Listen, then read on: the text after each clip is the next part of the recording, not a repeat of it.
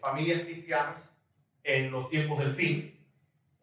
Vamos a hablar de cosas importantes que muchas veces se nos pasa como iglesia, de temas que son importantes de tocar que no tocamos. Y uno de esos temas, que en realidad es una de las cosas más preciosas que Dios creó en el Edén, es la familia. Hoy en día, desgraciadamente, en muchas iglesias se buscan a psicólogos, expertos en el tema de la familia para hablar, y cuando se presentan arriba frente al pueblo, en vez de abrir la palabra y buscar ejemplos que sean bíblicos sobre qué tipo de características se deberían de estar viendo en la familia, hablamos más bien de ciencia y conocimiento humano. Pero falta lo más esencial que necesita la familia, y es a Cristo Jesús. Amén. Antes de empezar, vamos a tener unas pequeñas palabras de oración para pedir la presencia de nuestro Padre Celestial en esta noche. Amén. Les pido por favor a aquellos que cierren sus ojos y se pueden arrodillar, que se arrodillen conmigo para orar. Oremos. Amante Padre que estás en los cielos, santificado sea tu nombre. Gracias, Padre, por este bendito sábado que tú le has entregado a tu pueblo hoy. Te damos gracias porque a pesar que hoy es un día de festividad para el mundo, ellos no están celebrando tu santo sábado, pero nosotros sí, gracias a la misericordia e infinita gracia de tu Hijo amado Cristo Jesús. Amén. Te damos gracias porque estamos reunidos aquí en tu hogar. Pedimos la presencia de tu Santo Espíritu y que el estudio de esta noche sea de gran bendición para toda aquella persona que necesite escuchar las palabras que van a ser impartidas en esta noche. Te lo pedimos todo en el nombre de Jesús. Amén. Como ustedes pueden ver, el título de esta noche es Una familia por principio y no por sangre. Y es importante entender que las familias que van a estar existentes en el tiempo del fin no tienen nada que ver con el hecho de que son familias por sangre, son familias por heredad, o que son familias simplemente porque fue la familia que por papá y mamá juntarse es la que uno tiene. La familia que va a ser, como por así decirse, el ejemplo principal, es la familia celestial, para nosotros poder seguir como un ejemplo en nuestras familias aquí en la tierra. Esta familia celestial es una familia exaltada, magnificada, llena de poder, de autoridad. Tenemos a un rey y tenemos a un príncipe. Ahora, el lazo que une a esta familia es mucho más que simplemente el hecho que comparten la misma esencia. Es una palabra que para el ser humano tiene un significado de emoción y de sentimientos, pero para el cielo tiene un significado de sacrificio. Y eso es lo que yo quiero que ustedes entiendan, de que la familia de los últimos días no tiene nada que ver por sangre, sino por principio. Y ese principio tiene nombre, y es Cristo Jesús. Amén. Porque Cristo es el lazo de unión de una familia. Ahora, para empezar, porque en esta noche vamos a tocar tres características que quiero que ustedes mediten en ellas, en estas tres características. La primera es, vamos a hablar de la lealtad. Ahora, voy a salirme un poco del sermón antes de empezar a leer este texto. En estos tiempos festivos, la familia se reúne.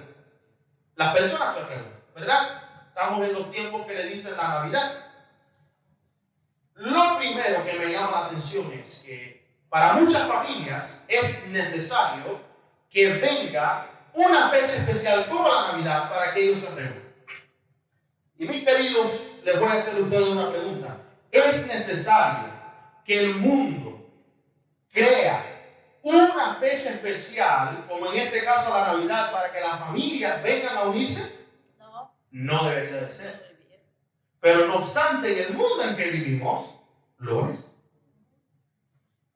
Segundo, muchos se reúnen en estos tiempos esperando que se les den regalos en vez de ellos primordialmente preocuparse por dar. Y es interesante que la familia, algo que es sagrado e importante, ahora se convierte más bien en un negocio.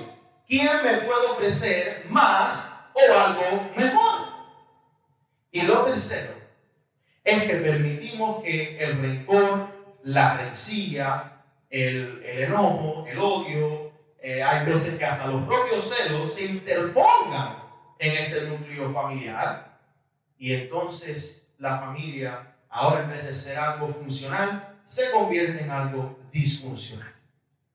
¿Ustedes me están entendiendo? Ahora, todos hemos pasado por experiencias amargas con algún familiar. Y eso es algo que todos deben entender. No existe una familia perfecta en este mundo. Todas las familias sufren de los mismos problemas que sufren las otras. Todas las familias carecen de las mismas cosas que carecen otras. Pueden ser que algunas familias no tengan ciertos defectos que tienen otras, pero en alguna parte esa otra familia está mejor que en esta otra que tiene ciertos defectos que no tiene la otra. ¿Entienden lo que digo? El primer error que nosotros cometemos como hermanos es que cuando nosotros vamos a la iglesia, cuando vamos a un evento familiar donde se reúnen primos, se reúnen tíos, tías, etc., y vemos su familia, que es un núcleo separado a la nuestra, pero estamos unidos por la sangre, pensamos de que ellos conllevan una vida perfecta, o de que ellos no sufren por los problemas que nosotros sufrimos. Pero la realidad es que seguramente ellos están sufriendo más de lo que tú en tu matrimonio o en tu familia estás sufriendo y no lo sabes. Todo tiene que ver con el aspecto de no saber. Pero muchas familias, en su totalidad, son incluso consideradas por psicólogos como familias disfuncionales. Mayormente porque lo más importante en una familia, hablando ahora de la perspectiva humana, que es la comunicación, no existe. No existe un puente establecido donde las personas en este núcleo familiar puedan venir los unos con los otros a compartir cómo es que se sienten, a compartir qué cosas es lo que les gusta, a compartir quiénes son ellos, y por lo tanto, ahora en vez de estas personas ir a lo que supuestamente es considerado un área segura para ellos poder venir y expresarse tal cual ellos son, ahora vienen cuidando sus palabras, cuidando la forma en que ellos son, para evitar que no sean juzgados o juzgados. ¿Me están entendiendo? Ahora, el primer ejemplo bíblico, porque tenemos que desenmascarar esta ideología de que por el hecho de que alguien sea mi sangre, ya automáticamente se merece un amor infinito, con una misericordia infinita y con una gracia infinita. Y recuerden que el amor de Dios a la humanidad es infinito, pero no es para todo el mundo. La palabra en Juan, capítulo 3, versículo 16, dice que Dios envió al mundo a su Hijo para que todo aquel que en Él cree sea salvado y tenga vida eterna. Amén. Aquel que no quiere creer, la gracia infinita, la misericordia infinita de Dios no puede salvarlo, no puede tocarlo, no puede alcanzarlo. Porque el lazo de la salvación, así como lo es de la familia cristiana, es Cristo. ¿Me están siguiendo? Ahora, lo primero, en la Biblia tenemos ejemplos de personas que no tenían la misma sangre, no obstante, se amaban mucho más que a sus propios familiares. Pues claro que sí. Y uno de los ejemplos más grandes, que incluso ha sido atacado recientemente por diferentes personas en diferentes características en el mundo en el que vivimos hoy, es la historia de David y la historia de Jonatán. Y dice ahí en 2 de Samuel, capítulo 1, versículo 26 al 27, dice la palabra de Dios: exclama David al sufrir por la pérdida de un amigo, de un familiar. Dice, angustia tengo por ti, hermano mío, Jonatán, que me fuiste muy dulce. Más maravilloso me fue tu amor que el amor de las mujeres. Cómo han caído los valientes, han perecido las armas de guerra. Lo primero es que muchos miran estas palabras y lo primero que quieren concentrarse es que notan que supuestamente el amor que había entre David y Jonatán era un amor raro y no de acuerdo entre hombres a la sociedad que vivimos hoy. No obstante, yo difiero con esa idea. Cuando yo hablo con personas retiradas del ejército, personas que han sido expuestas a la guerra, que han sido enviados al otro lado del mundo para luchar, estar en el combate, ellos siempre me cuentan su experiencia de una perspectiva muy similar al resto de los soldados. Todo se trata de una hermandad por armas. Y la persona que está luchando al lado tuyo ahora no es un amigo o un desconocido, se convierte en tu hermano. Hasta tal punto que están dispuestos a recibir balas los unos por los otros. Hay una rama militar de los Estados Unidos que son muy orgullosos de su lema: no dejamos a ningún hombre atrás. Y ese es el cuerpo de los marines de los Estados Unidos. Son muy conocidos porque a pesar de que hayan bajas en el medio de un combate, siempre regresan a buscar sus muertos y nunca abandonan a un hombre atrás. Y es interesante que hoy en día, cuando lo leemos de parte de la Biblia, que eso es esencialmente lo que estamos leyendo aquí, el mundo trata ahora de ¿qué? De tergiversarlo. Pero cuando nosotros lo vemos en el mundo de parte del ejército militar, lo vemos como simplemente una amistad cariñosa. Pero en realidad hay un vínculo mucho más poderoso.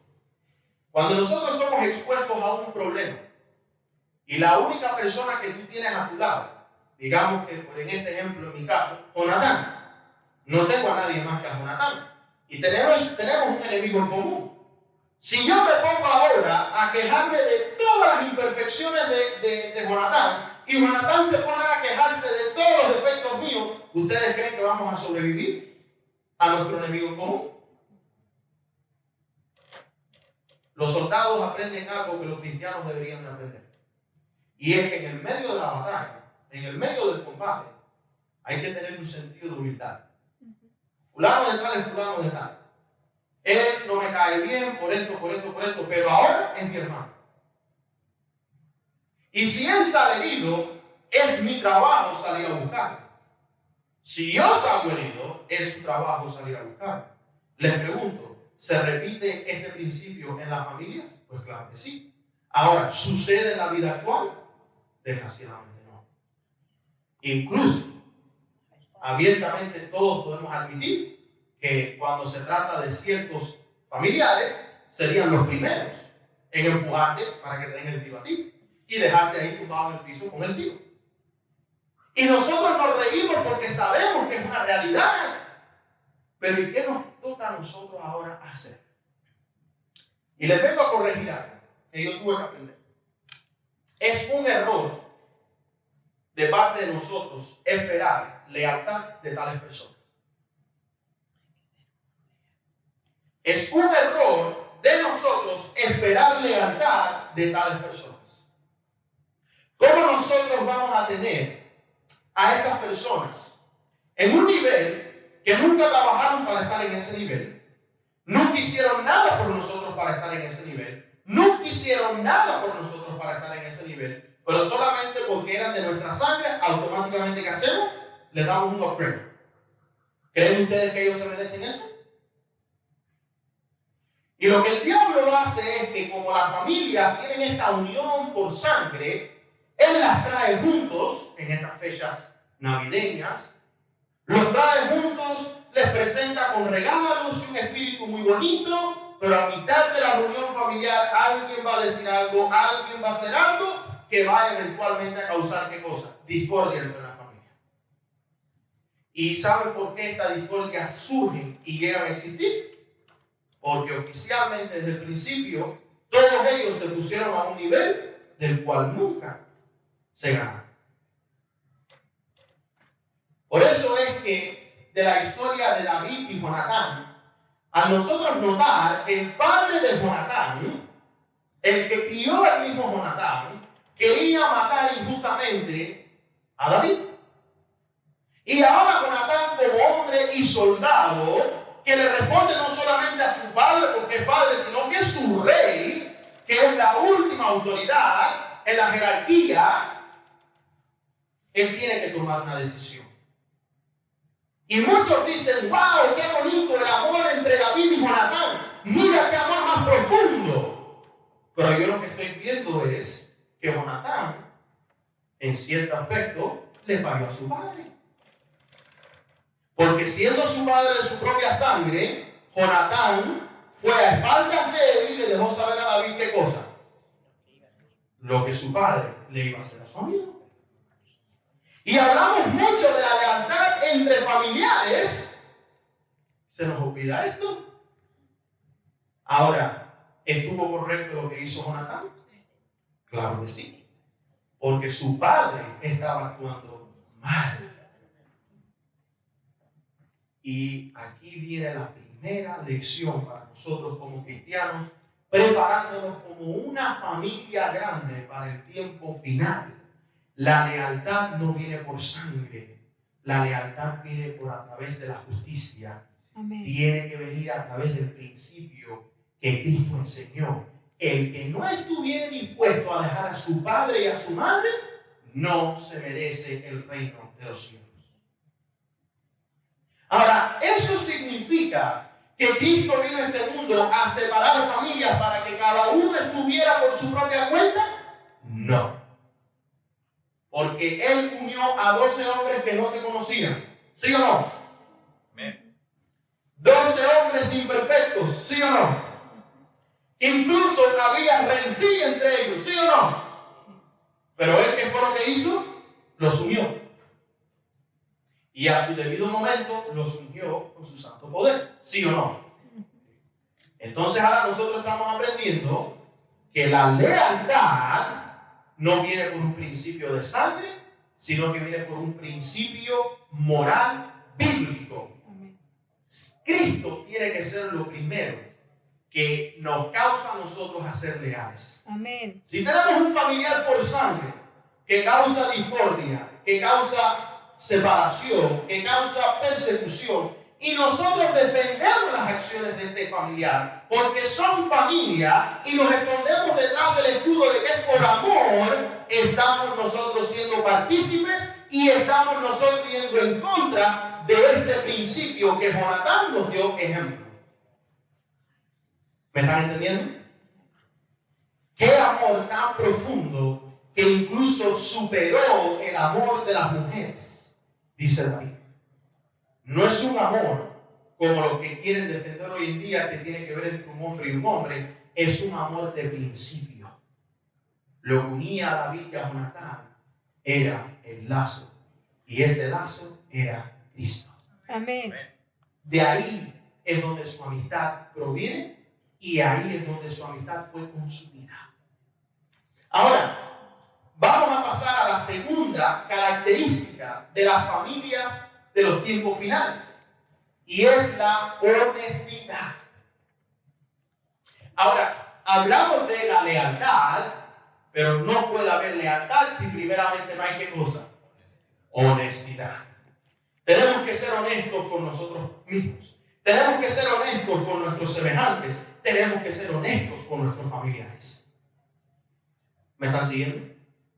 Y mis hermanos, aunque pueda ser que parezca aparentemente puede ser que ustedes creen que mis palabras son muy fuertes, yo quiero conllevarlos a un principio, y es que las familias de los tiempos finales no tienen nada que ver con la sangre, tienen todo que ver con un principio bíblico, con un lazo que es Cristo Jesús. Amén. Por eso es que estábamos diciendo que el título No es una familia por unión de sangre, sino por principio. Miren lo que dice en Génesis, capítulo 39, versículo 23. Vamos a hablar de un personaje muy famoso, llamado José. Mayormente también se le conoce como José de Egipto, porque bueno, él vivió bastante tiempo en Egipto y murió en Egipto. Dice Génesis 39, 23. Después que José fue enviado a Egipto, y digo enviado porque aunque sus hermanos lo vendieron, era el propósito de Dios que José llegara ¿a dónde? A Egipto. Ahora, ¿tenían que los hermanos vender a José para que Dios llevara a José a Egipto? No. Y eso es un error que cometemos. Creemos que Dios permite ciertas cosas en nuestra vida de parte de nuestros familiares para enseñarnos una lección. No. Ahora, como dice el libro de Romanos, todo lo que le sucede a los hijos de Dios es ¿para qué? Para su propio bien. Por eso no quiere decir que Dios trabaja y funciona con el principio del dolor, sufrimiento y persecución. Ahora, ¿vamos a recibir persecución? Claro que sí, y Él nos advirtió. ¿Vamos a sufrir? Claro que sí, Él nos advirtió. Pero Dios no trabaja en estos principios. ¿Me hago entender? Ahora, cuando Él termina en Egipto, primeramente quiero ir cuando Él cayó en la cárcel. Miren, dice la palabra que no necesitaba atender el jefe de la cárcel cosa alguna de las que estaban al cuidado de José. ¿Por qué? Porque José era especial, pero él era especial. ¿Por qué? Porque José era inteligente, pero José era inteligente. Pero todo fue bendecido porque Jehová estaba ¿con quién? Con José, y lo que él hacía, Jehová le ¿qué cosa? Le prosperaba. Amén. José fue un joven instruido por Jacob. Jacob le enseñó a leer, le enseñó a hacer matemáticas, cuentas, le enseñó incluso principios básicos que tenían que ver con el intercambio de dinero y también transacciones, que hoy en día se conoce como mercadería. Su padre le enseñó también de Dios y de la ley. José no era cualquier joven. No obstante, la Biblia en ningún momento declara que por las bendiciones que José había recibido como un individuo era la razón por la cual las cosas que él tocaba prosperaban. Número uno, las cosas que él tocaba prosperaban porque Jehová estaba con José y lo que él hacía, Jehová lo prosperaba. Son dos cosas separadas. Dios puede estar contigo, pero no necesariamente te va a prosperar en algo. Pero en el caso de José, todo lo que José tocaba, Dios lo prosperaba. Amén. ¿Me hago entender?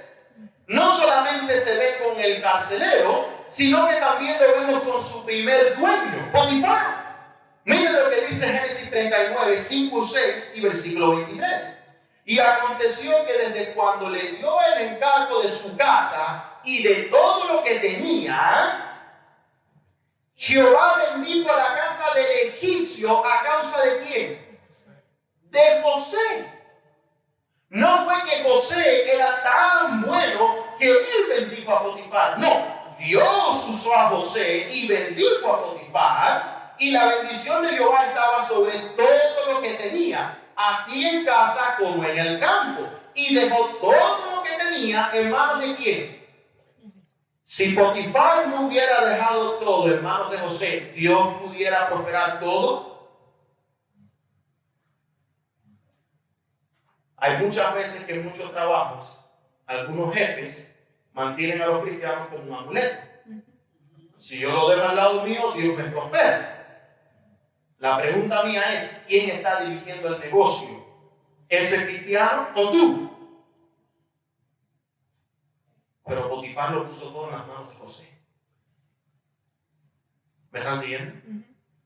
Ahora yo les voy a decir dónde es que está el principio de la honestidad con la familia. Un segundo. Y dejó todo lo que tenía en manos de José, y con él no se preocupaba de cosa alguna, sino del pan que ¿qué cosa?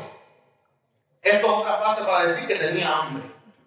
y que esa era su única preocupación, que cuando tenía hambre, bueno, voy a buscar algo de comer. Pero el resto de las cosas se lo había dejado a un muchacho con una edad menos de 30 años. Hoy en día la sociedad te enseña que los jóvenes pueden ser profesionales después de tantos años de estudio, después de tantos años de maestría, entonces que son considerados aptos para posiciones, ¿qué cosa? Importantes. Y aunque el Ellen G. White habla que los jóvenes de 20 años para abajo son pequeños jueces en la vida, siguen siendo jueces.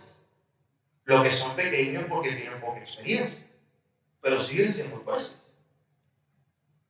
Desde chiquitico, a los niños se les debe de enseñar que sus decisiones afectan y tienen efecto en las personas que los rodean. Desde chiquiticos se les debe enseñar a los niños y a los jóvenes que su vida no les pertenece. Y eso es lo que nos están enseñando hoy. Es mi vida y yo hago lo que qué cosa me da la gana. Pero la realidad es, mis queridos, que la vida no nos pertenece a nosotros. Y por más que yo quiera, mis decisiones van a afectar a aquellas personas que están a mi alrededor. Empezando por mis familiares, que son las personas más allegadas, pasa a las amistades, de las amistades a mis compañeros de trabajo, y bueno, de ahí en adelante. ¿Me están siguiendo?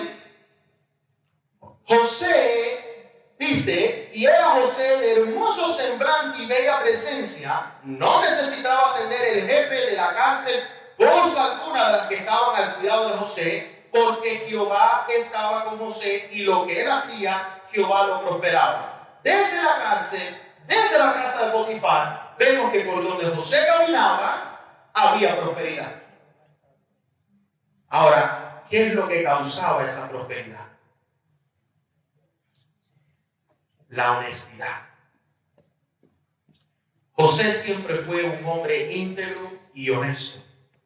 Decía lo que nadie quería escuchar y decía lo que nadie quería decir. Estamos notando nosotros que José, mucho más adelante en la historia, cuando se encuentra a sus hermanos en Egipto, él los probó, ¿sí o no? Y él los probó de una forma que muchos no estarían de acuerdo, porque sería considerado en engañar a tus semejantes. Pero él los tuvo que probar, no los engañó, él los probó, porque él quería ver en dónde estaban los corazones de sus hermanos.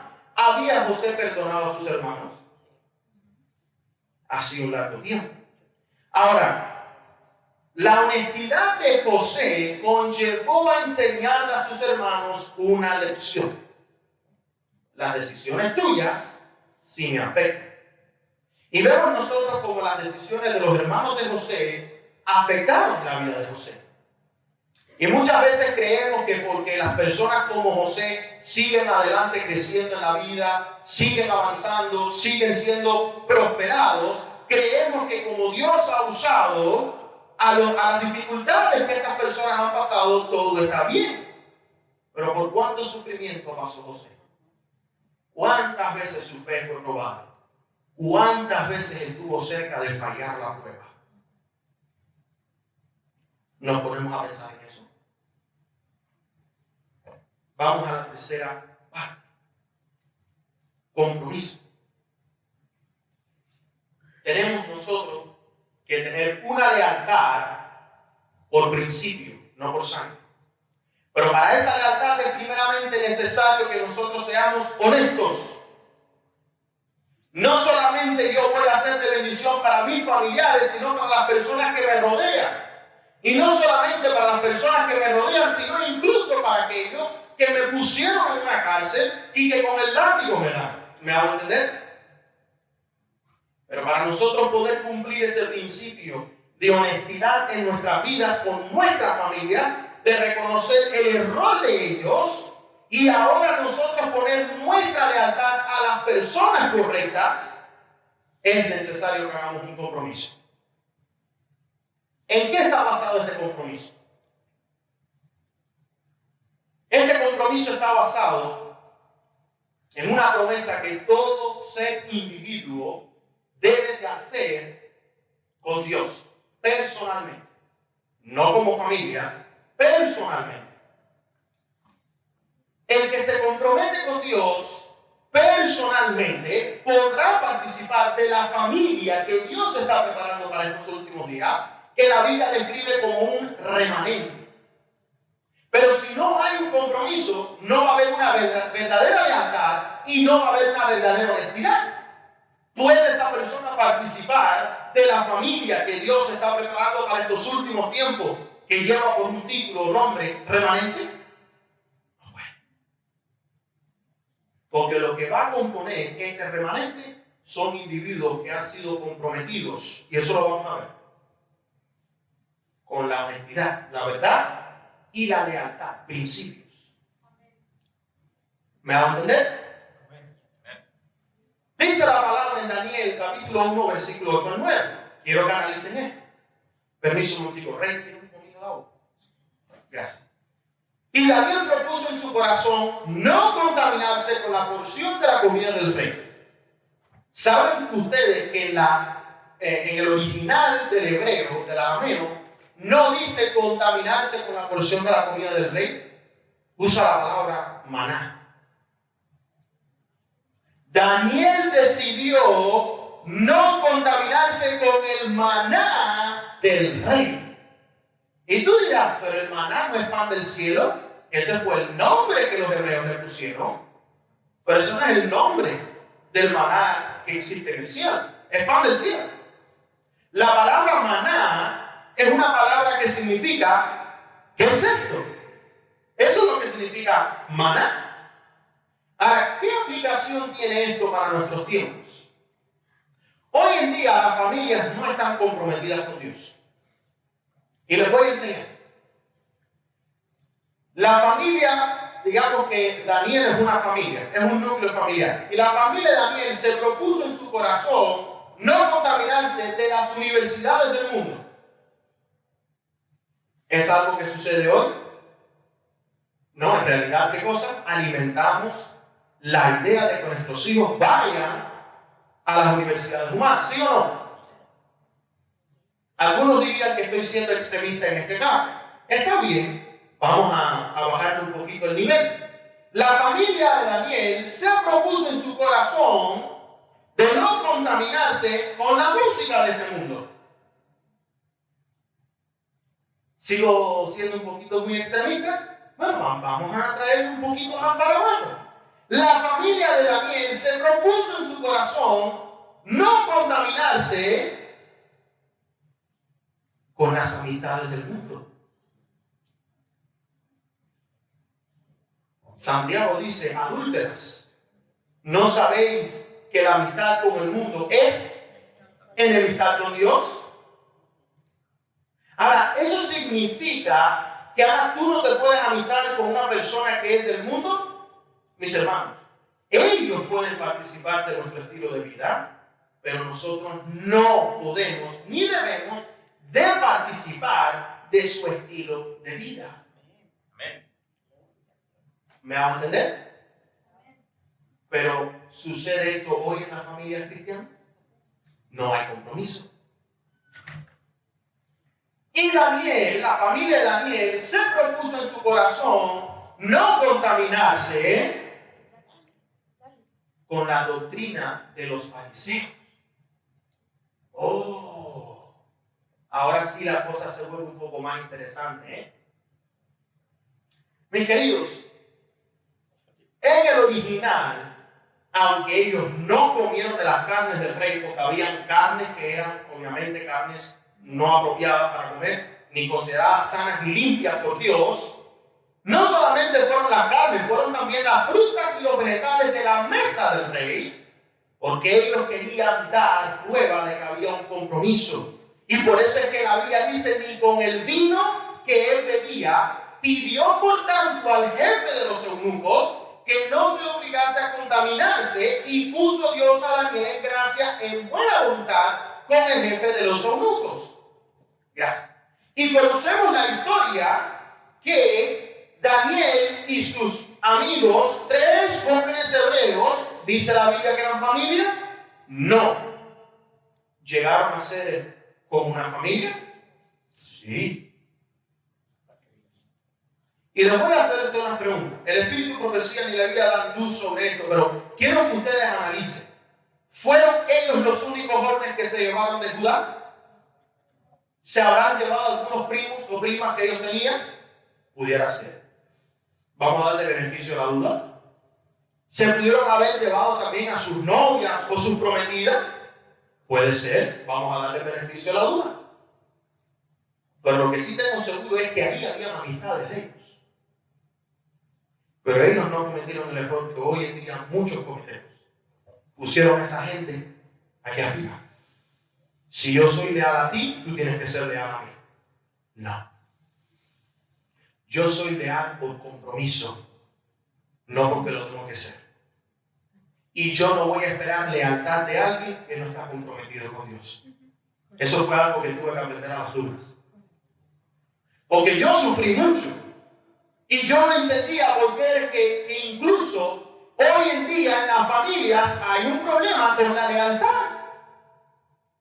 Estamos dispuestos a pasarle la mano a aquel con quien se tiene preferencia, pero con el que le está supuestamente yendo bien, ese no lo necesita, a ese le dan el garnatón.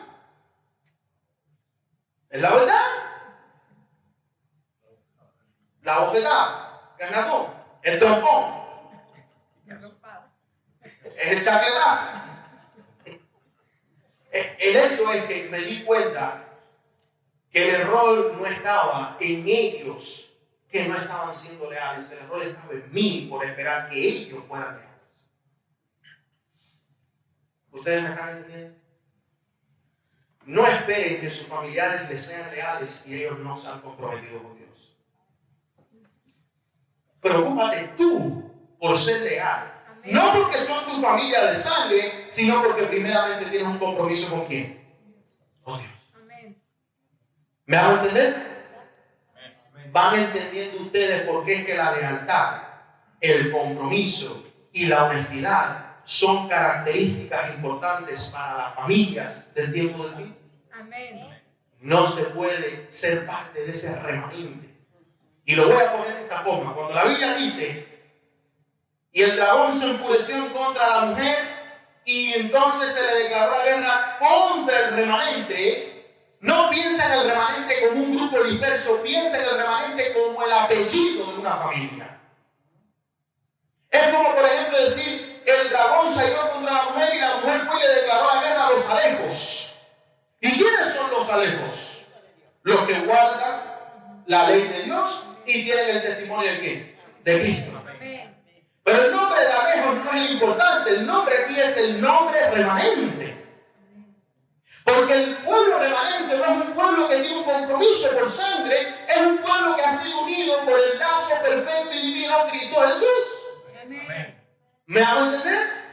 Ellos decidieron, el remanente se propuso en su corazón no contaminarse con la porción del mundo, ni con la educación del mundo, ni las comidas del mundo, ni la música, ni las amistades, ni con el vino de la Babilonia.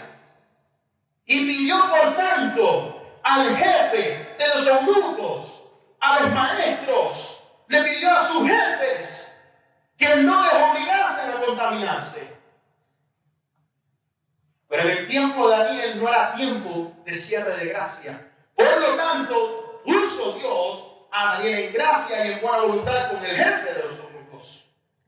Pero la familia del tiempo del fin va a estar en tiempo de cierre de gracia.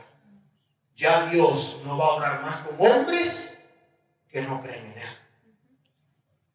Y por eso es necesario que desde ahora se haga un compromiso. Para que entonces haya una honestidad. Y de esa honestidad nazca una lealtad impenetrable. ¿Me hago entender?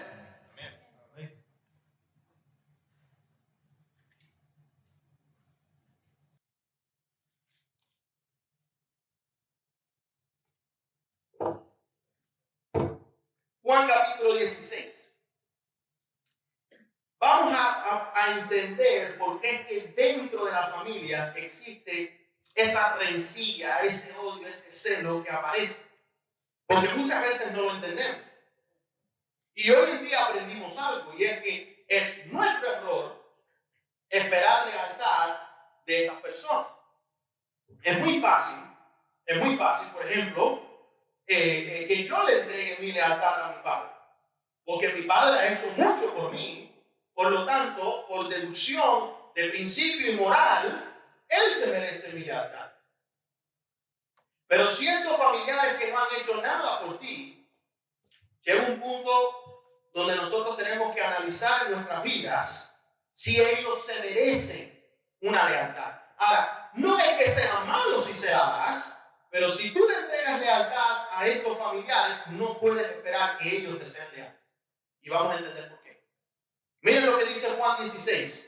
Estas cosas os he hablado para que no os escandalicéis. Os echarán de las sinagogas, los echarán de las iglesias. Ustedes serán aborrecidos por sus familiares, serán perseguidos por sus amigos. ¿Me hago entender? Y aún viene la hora cuando cualquiera que os mate pensará que rinde servicio a quién. A Dios. Ahora, ¿por qué es que estos familiares no son leales? ¿Por qué es que estos familiares tienen rencilla? ¿Por qué es que tienen odio? ¿Por qué es que sienten celos? ¿Por qué es que los tratan mal? Y esto os harán porque no han conocido a quién, al Padre ni a mí. Y el que no tiene a Cristo en su corazón no puede dar algo que él no tiene. ¿Me hago entender? Y el versículo 4 nos dice, pero os he dicho esto para que cuando llegue la hora de los familiares, del tiempo del fin, la hora del remanente del tiempo del fin, os acordéis que yo os la había dicho primero. Pero esto no os lo dije al principio porque yo estaba con ¿quién? Vosotros. Mas ahora voy al que me envió y ninguno de vosotros me pregunta, ¿a dónde vas? Y esa misma experiencia que pasó Cristo con sus discípulos, la va a pasar el remanente. ¿Cristo le fue leal a sus discípulos? Claro que sí. ¿Fueron los discípulos siempre leales a Cristo? Ay, Pedro, quien lo negó 3 veces. Una no fue suficiente. ¿Y cómo fue? El resto salió corriendo cuando llegó la hora. Y es interesante que aquel que sacó la espada, dispuesto a matar por su maestro, fue el primero que, ¿qué cosa? Lo negó. Ahora, ¿saben por qué Cristo los perdonó? Porque Cristo no los había puesto aquí. Él no esperaba esa lealtad de ellos al 100%. ¿Y saben cómo yo sé eso? Porque en Hechos de los Apóstoles tuvieron que ellos reunirse, confesar sus pecados, venir entonces a humillarse los unos por los otros, y entonces ahora Dios les entrega su poder. Ahora sí son aptos para Dios decirme, tienen que ser leal porque yo he sido leal con ustedes. Y el momento de la cruz, cuando Pedro negó a Cristo, era la prueba de Cristo, era el tiempo de Cristo mostrar su lealtad primero. Dios no espera que tú pruebes tu lealtad primero, Él ya la probó primero. Y ahora espera de ti y de mí que seamos probados para Él entonces esperar de nosotros una lealtad inquebrantable. ¿Me hago entender? Vamos a nuestro último versículo. No encienda la lámpara, ¿verdad? ¿Ya encendió? Ok, perfecto. Último versículo. Primera de Corintios capítulo 3. Yo he conocido a muchos expertos del amor. Y no me refiero al amor que habla el mundo, me refiero al amor de Primera de Corintios. Muchas personas que me envían estos versículos porque ellos sí saben explicarlo y ellos sí saben entenderlo. Y qué pena que no se dan cuenta que aquí, Primera de Corintios capítulo 13, no está hablando del amor que sentimos nosotros, ni tampoco del amor que nosotros le expresamos a nuestra esposa o que le expresamos a nuestros hijos o a nuestros familiares. El amor que habla 1 Corintios capítulo 13 es el lazo de unidad, muchas gracias, el lazo de unidad que es necesario para las familias del tiempo del fin, que tiene nombre de Cristo Jesús. Y se lo voy a probar. En su Biblia, 1 Corintios capítulo 13 dice: si yo hablase lenguas, ¿qué cosa? Humanas y angelicales, pero no tengo ¿qué cosa? Fíjense ustedes que en algunas versiones, como la mía, desgraciadamente, el hombre tradujo esa palabra y puso caridad. ¿Creen ustedes que la Biblia va a estar hablando de algo tan sublime? Y esta cosa tan sublime es caridad. Vamos a seguir analizando el texto, a ver de qué cosa es lo que está hablando la Biblia. Vengo a ser como metal que resuena o címbalo que retiñe. ¿Ok? Y si tuviese el don de profecía y entendiese todos los misterios y toda la ciencia, y si tuviese toda la fe, de tal manera que trasladase los montes y no tengo caridad, nada soy. ¿Está hablando de caridad el texto? ¿O es una mala traducción? Es una mala traducción. Obviamente está hablando de amor. Pero cuando nosotros hablamos de amor, ¿a qué nosotros nos estamos refiriendo? Porque no puede ser el amor que nosotros sentimos, como expresó David, el amor más grande, el amor de Jonatán y el que de las mujeres. Tiene que ser un amor más profundo. Tiene que ser un amor que incluso aunque uno tenga el don de profecía, aunque nosotros hablemos lenguas humanas, si no tienes esta característica, si tú no tienes este ingrediente, de nada te sirve. Mis queridos, 1 Corintios capítulo 13 está hablando de Cristo. Y cuando nosotros lo vemos en el contexto de que se trata de Cristo, ahora lo vas a entender. No es de amor de cariño, de besitos, de dar regalitos, de ser compasivo, de no enojarse. No. Dice, si hablase lenguas humanas y angelicales y no tengo a Cristo, vengo a ser como un metal que resuena o címbalo que retiñe. Dice claramente que si tuviese el don de profecía y entendiese todos los misterios de la ciencia y si tuviese toda la fe de tal manera que se trasladan los montes, nada soy.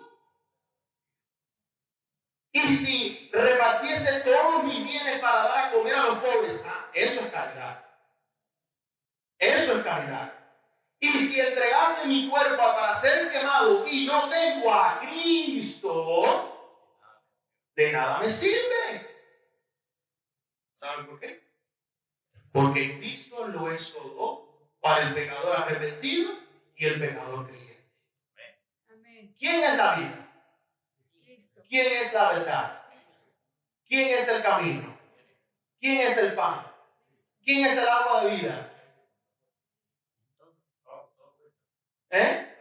Cristo es la puerta. Cristo es la peña. Analicen, ¿qué más es Cristo para nosotros? La rosa de Sarón. Cristo es nuestro creador. El Señor del sábado. ¿Qué más? Yo soy el que soy. ¿Qué había dicho, hermano? Cristo es amor. El verdadero amor. ¿Qué más? El lirio de los valles. ¿Qué más? El alfa y el omega. El principio y el final. El alfa y el omega. Muy bien. El alfa está. La peña de el Hijo de Dios. ¿Quién? El ángel de Jehová. Miguel. Les hago a ustedes una pregunta. ¿Quién es la familia? ¿Quién es la iglesia? ¿Lo estamos entendiendo? ¿Ven cómo Cristo lo es todo para el pecador arrepentido y el pecador creyente? Se cumple la promesa de Juan 3:16. ¿Fue enviado Cristo al mundo para que el mundo fuera condenado? No. Ahora, ¿es el mundo condenado al no creer en Cristo? Sí. Pero no es el plan original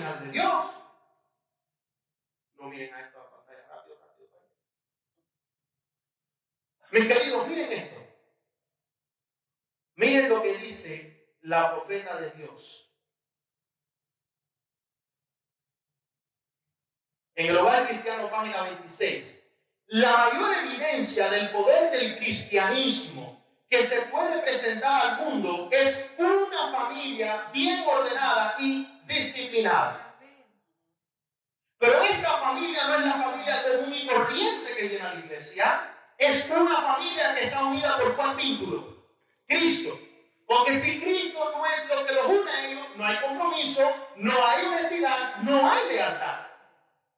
Pero cuando se tienen estas tres cosas, la familia será bien ordenada y será una familia disciplinada. ¿Me hago entender? Esta recomendará la verdad como ninguna otra cosa puede hacerlo. ¿Quieres tú saber si esto es una familia de lealtad? Mira a ver qué es lo que te recomienda. ¿Quieres tú saber si esto es una familia que está siendo ordenada y disciplinada por Dios? Mira de cerca qué es lo que ellos predican. Te predican a ti las universidades del mundo, las ciencias humanas, los psicólogos, los libros, los textos, o te presentan la palabra. Te presentan a Cristo. Dice, porque es un testimonio viviente del poder práctico que ejerce el cristianismo sobre el corazón. La mejor prueba del cristianismo es un hogar, es la clase de carácter engendrada por su influencia. No engendrada por sangre, no es engendrada porque ahora están unidos por un vínculo de sangre, no, es por su influencia. Porque sus acciones de una familia bien ordenada y disciplinada, esas son sus acciones, hablan en voz mucho más alta que la profesión de piedad más que positiva. Por eso yo les dije que yo conozco a muchos expertos en 1 Corintios capítulo 13. Porque todos ellos hacen una profesión de ¿qué cosa? De piedad muy positiva. Pero ninguna es ordenada y disciplinada. ¿Por qué? Porque no son las acciones ni han sido engendrados por su influencia. ¿Se entendió claro? Nuestra tarea en este mundo es ver qué virtudes podemos enseñar a nuestros hijos y a nuestras familias a poseer para que ejerzan influencia sobre otras familias y así podamos ser una potencia educadora, aunque nunca subamos al estrado. ¡Wow!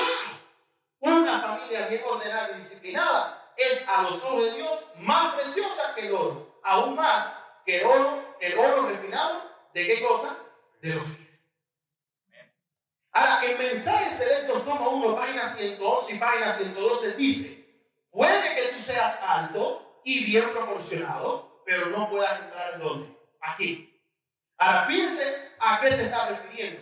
Nadie que sea como un niño crecido, que lleve consigo el genio, los hábitos y las características propias de los niños, puede entrar. Porque la gente escucha las palabras de Cristo, o cierto os digo que para entrar en el reino de los cielos tienes que ser como ¿qué? Y ya automáticamente la gente dice, pues yo voy a ser como yo soy, porque yo soy un niño. Dios me acepta tal como yo soy. A eso no es a lo que Cristo se refería. Dice que si has alimentado desconfianzas, críticas, mal genio, orgullo, no puede ser admitido, pues echarías a perder ¿qué cosa? Hay veces que yo me río con las cosas que Elena después escribió, pero Dios lo hizo adrede. Porque es la verdad. El cielo es una gran fiesta. Amén. Y si tú desde aquí en la tierra, porque tienes un familiar, que es tu familia, es tu sangre, y estás criticando a un hermano, pero esta es mi familia, lo tengo que defender que es mi familia, no puedes entrar en el cielo. Vas a hacer una nueva fiesta. Por eso todos los que entran por esta puerta, ¿cuál puerta? Por Cristo, tienen el traje de boda tejido al telar de ¿qué cosa? Del cielo. Sigue diciendo que los que tienen la costumbre de encontrar defectos en el carácter de otros, revelan ellos mismos una deformidad que entristece a la familia, que aparta las almas de la verdad para que prefieran fábulas. Tenía David caracteres en su persona. Defectos. Gracias, sí, defectos de carácter en su persona. Sí las tenía. ¿Jonatán las conocía? Claro que sí. Pero Jonatán sabía que David amaba al Señor y que David no estaba actuando mal. Pero su padre, que también tenía defectos de carácter, la única diferencia entre Saúl y David en esos últimos días es que David quería hacer la voluntad del Señor. Saúl estaba yendo en contra de la voluntad del Señor. Fíjense cómo la Biblia, desde aquel entonces, nos ha mostrado las circunstancias por las cuales las familias están pasando hoy. Tenemos familiares que son nuestra sangre, pero están yendo en contra de la voluntad del Señor. Y tenemos nosotros hermanos en la iglesia que no son nuestra sangre, también tienen defectos de carácter, pero quieren hacer ¿qué cosa? ¿A quién tú le debes tu lealtad? ¿Me hago entender? Fíjense ustedes lo que dice ahora. Y esto es precioso, mis hermanos, porque cuando yo dije que es un error de nosotros el esperar lealtad de estos hermanos, no lo quise hacer con el propósito de herir, porque yo sé que son familiares. Lo hago con el propósito de mostrar que ellos son los que están mostrando en realidad el defecto de carácter. Porque cuando nosotros nos basamos en la crítica, incluso cuando somos familia, ¿qué quedará con el que no es familia? Por eso es que ella sigue diciendo, tu levadura de desconfianza, tu falta de confianza, tu inclinación a acusar, cierra contra ti la puerta de ¿qué cosa? De Cristo. Por eso es que no puede entrar por esa puerta nada que sea capaz de echar a perder la felicidad de los moradores al malograr su perfecta confianza mutua. Y yo hablaba con un amigo, no voy a decir su nombre, y él me lo dice constantemente, si en el cielo no hay pecado, no quiero ir al cielo. Eso a mí me hizo pensar. Porque yo dije, wow, es verdad. ¿De qué sirve ir al cielo si Dios va a permitir que supuestamente el pecado vaya al cielo? No puede permitir que el pecado vaya al cielo. Por eso es que sigue diciendo ella, no puedes unirte con la feliz familia de los ángeles celestiales, pues he jugado toda lágrima de los ojos de ellos. Tú nunca puedes ver al rey en su belleza si tú mismo no eres representante de ¿qué cosa? De su carácter. ¿Cristo le llamó la atención a sus discípulos? Claro que sí. ¿Lo criticó? Ningún momento. Ningún momento. Y les voy a decir una cosa. No me vayan a tirar piedra. Pero estoy investigando esa famosa frase crítica constructiva. Estoy a punto de probar bíblicamente que no es bíblico. No existe tal cosa como una crítica constructiva. Eso es como decir que existe una mentira blanca. O que existe un robo con razón. O con justificación. Ahora, es malo que nosotros, alguien se nos acerque y le diga, mira hermano, eso se hizo mal, usted lo puede mejorar, hacer así, así. Sí, eso es correcto. Pero eso no quiere decir que es una crítica constructiva. Porque el maestro le enseña a quién? Al estudiante. ¿Está el maestro criticando al estudiante? ¿O está juzgando el trabajo y le está dejando saber qué está mal y qué está bien? Ahora, en las familias se complica la línea entre crítica y juicio. Porque las mezclamos y decimos que son críticas constructivas cuando en realidad estamos juzgando. Y cuando la persona no está juzgando, se dice que esa persona está ¿qué cosa? Juzgando. Por eso es que yo fui directamente a Joya de los Testimonios, tomo 2.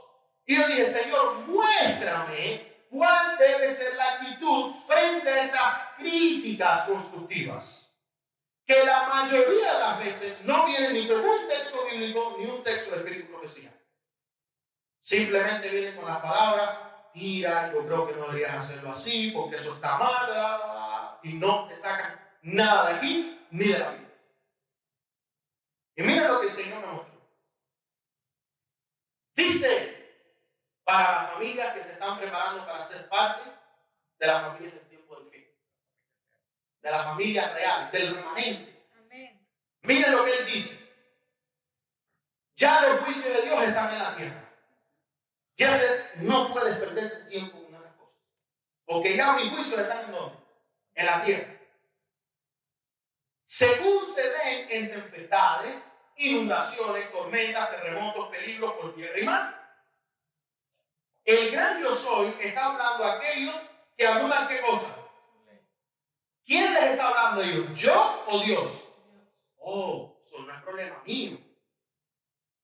¿Él me va a usar? Sí. ¿Pero quién está hablando? ¿Él o yo? Dios. Eso es un problema de Dios. Yo no puedo poner ese peso ¿dónde? En mis hombros. Muchas veces cometemos ese error. Sigue diciendo, el gran yo soy está hablando a aquellos que anulan su ley. Cuando la ira de Dios se derrame sobre la tierra, ¿quién podrá subsistir? Ahora es cuando los hijos de Dios, los hijos, la familia real, los hijos de Dios, deben mostrarse ¿qué cosa? Fieles a los buenos principios. Tienen que mostrarse leales. Leales a la honestidad y a un compromiso con Cristo. Cuando la religión de Cristo sea más despreciada, cuando su ley sea más menoscabada, entonces deberá ser más ardiente nuestro celo, nuestro valor, firmeza más inquebrantables.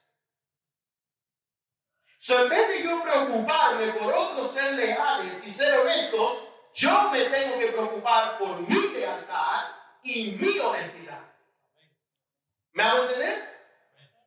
Porque el permanecer de pie, fíjense ustedes, quiero que analicen bien, porque yo sé que ustedes han leído esto antes, pero quiero que analicen bien esto en el contexto que está.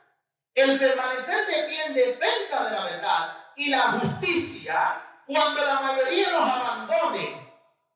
No es solamente el mundo ya te ha abandonado. La mayoría de tu familia, la mayoría de tus amistades, la mayoría de tus miembros de iglesia. Cuando ellos te abandonen, el pelear las batallas del Señor, cuando los campeones sean pocos, no hay líderes, no hay ancianos, no hay diáconos, no hay pastores a quien tú puedas decir, lo voy a seguir a él, porque van a desaparecer. Cuando ese momento llegue, esta será ¿qué cosa? Nuestra prueba. Si desde ahora con nuestras familias empezamos nosotros a subirlas a un nivel que ellas no se han ganado, simplemente se las damos porque son nuestra sangre, esperando una lealtad de ellas, vamos a estar en completamente sufrimiento todo el tiempo. Es necesario que rompamos ese vínculo. Empezando por mi historia, tengo que parar de esperar tanta lealtad. Porque el mismo Cristo sufrió a puñaladas. E incluso fue entregado por uno de sus discípulos. Y sigue diciendo ella que en este tiempo debemos obtener calor de ¿qué cosa? De la frialdad de los demás. Tenemos que tener valor de su cobardía. Tenemos que tener lealtad de ¿qué cosa? Su traición. La nación estará de parte del gran caudillo rebelde. Pero ese pequeño remanente que Dios está preparando, esa pequeña familia, no estará constituida por sangre. Ellos no te van a traicionar. Ellos no van a ser cobardes.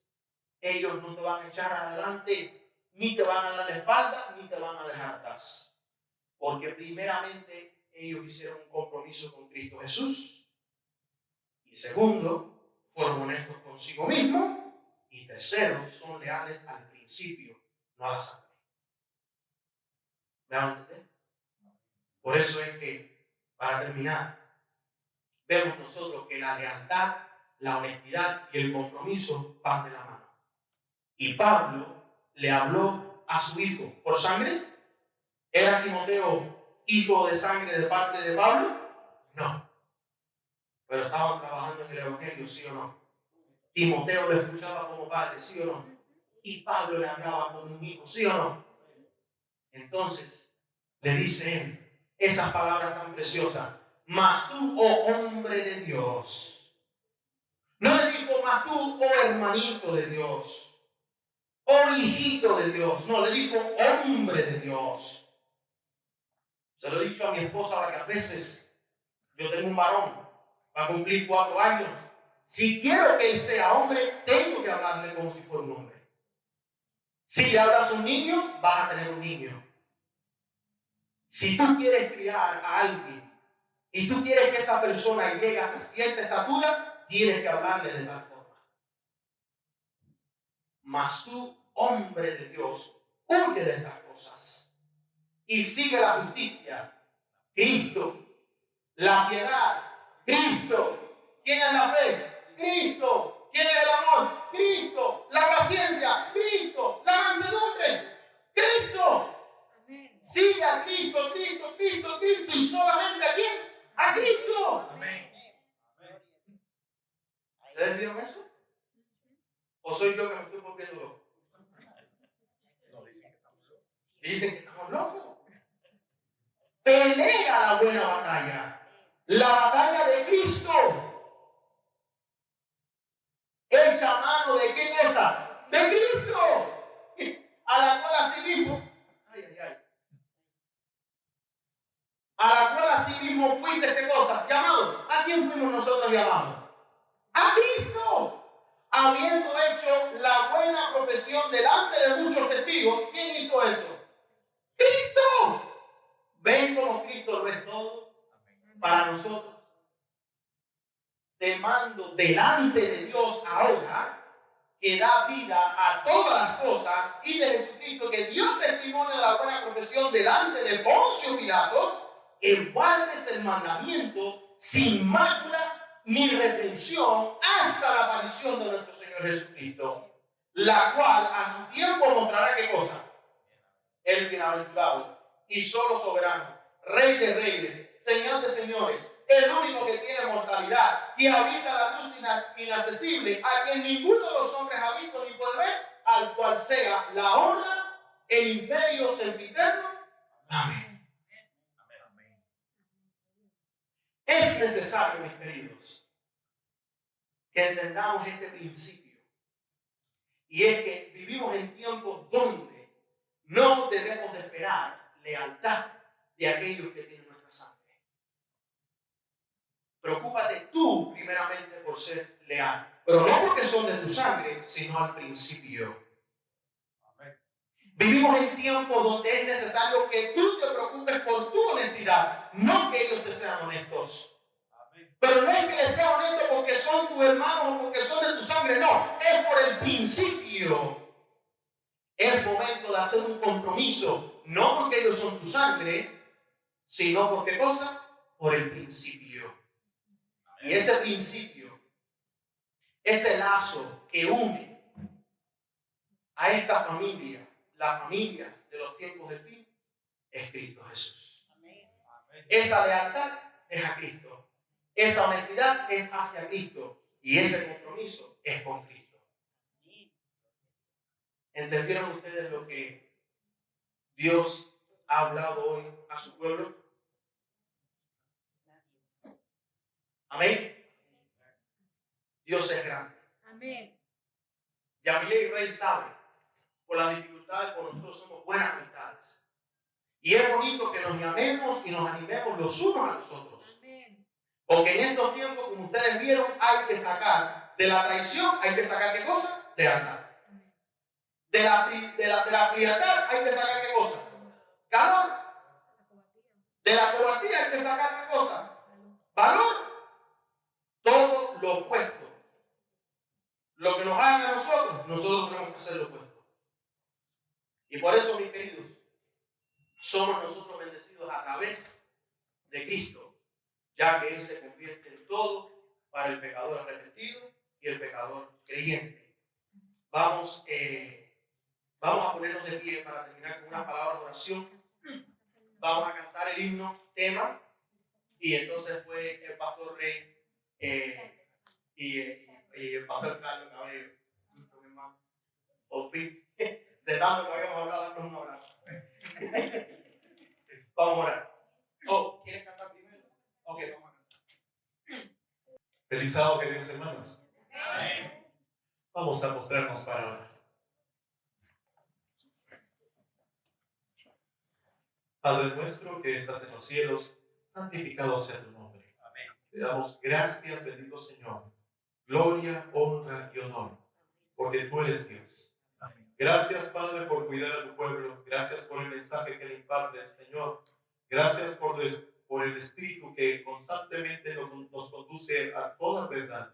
Amén. Y te suplicamos, bendito Señor, que puedas morar en nosotros. Amén, Señor. Por favor, bendice a tu iglesia que está aquí reunida y que en este santo sábado Cristo pueda morar y guardar el sábado en nosotros. Para tu obra y tu gloria, en el nombre de Jesús te lo pedimos. Amén. Amén.